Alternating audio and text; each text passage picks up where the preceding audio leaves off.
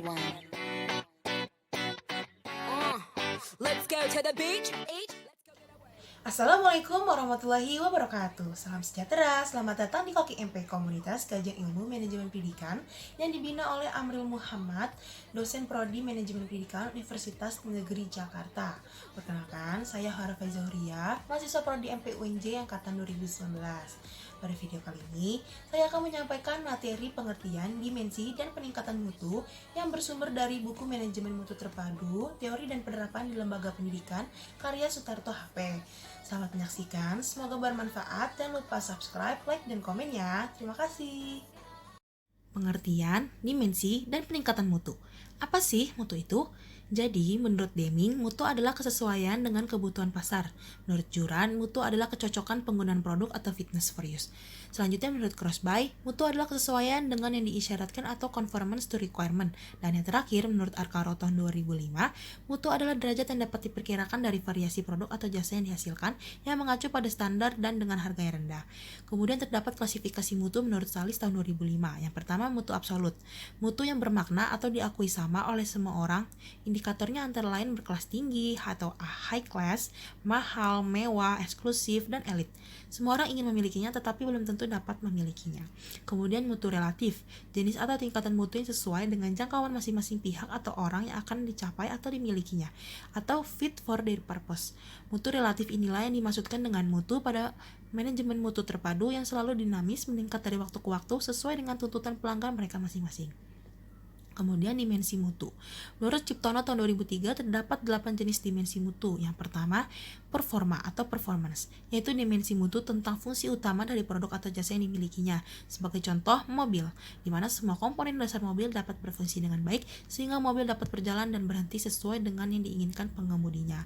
Kemudian tambahan fitur atau features, yaitu dimensi mutu tentang tambahan fungsi-fungsi dasar sehingga produk atau jasa tersebut menjadi lebih nyaman, praktis, dan ekonomis. Misalnya penggunaan remote control pada mobil. Kemudian keandalan atau reliability, yaitu dimensi mutu tentang tetap berfungsinya produk atau jasa walau dalam keadaan sulit. Misalnya mobil masih dapat digunakan dalam keadaan jalan yang menanjak atau berbatu-batu. Kemudian ada konformitas atau conformance to requirement, yaitu memenuhi kebutuhan atau harapan pelanggan dan bahkan memenuhi standar produk atau jasa yang berlaku. Misalnya ukuran karakteristik produk atau jasa sesuai standar internasional sehingga produk tersebut kompatibel dengan produk lain. Kemudian daya tahan atau durability, yaitu mutu yang berhubungan dengan lamanya masa bertahan suatu produk atau jasa. Dan yang keenam, kemampuan pelayanan service ability, yaitu dimensi mutu dalam hal kecepatan, ketepatan, kepraktisan pelayanan. Misalnya gratis service selama 1 tahun.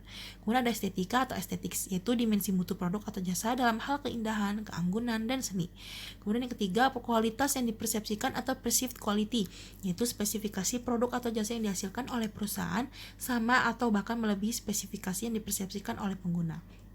Kemudian, peningkatan mutu berkesinambungan atau PMB adalah suatu upaya peningkatan mutu produk atau jasa melalui perbaikan yang terus-menerus dilakukan pada sistem dan proses kerja serta personel yang terlibat untuk menghasilkan mutu atau produk jasa yang secara terus-menerus meningkat. Selanjutnya yakni 5 pilar manajemen mutu terpadu yang merupakan dasar dalam meningkatkan mutu yang berkesinambungan. Yang pertama, produk barang atau jasa, di mana hal tersebut merupakan mata pencarian suatu organisasi. Kedua, proses, di mana produk yang bermutu tidak akan tercapai tanpa proses kerja yang bermutu. Yang ketiga, organisasi, proses kerja yang bermutu tidak akan terjadi tanpa organisasi yang dikelola dengan baik atau bermutu. Kemudian yang keempat, kepemimpinan, organisasi pastinya akan sia-sia tanpa kepemimpinan yang baik. Dan keempat pilar tersebut tidak akan seperti yang diharapkan tanpa konsep kelima, yakni komitmen. Kelima pilar tersebut juga bersinergi dengan komponen organisasi lainnya, antara lain visi dan misi organisasi, kebutuhan pelanggan, kecakapan staf, motivasi dan pengembangan, dorongan perbaikan, dan partisipatif. Terima kasih telah menyaksikan video kali ini. Sampai jumpa di video berikutnya ya.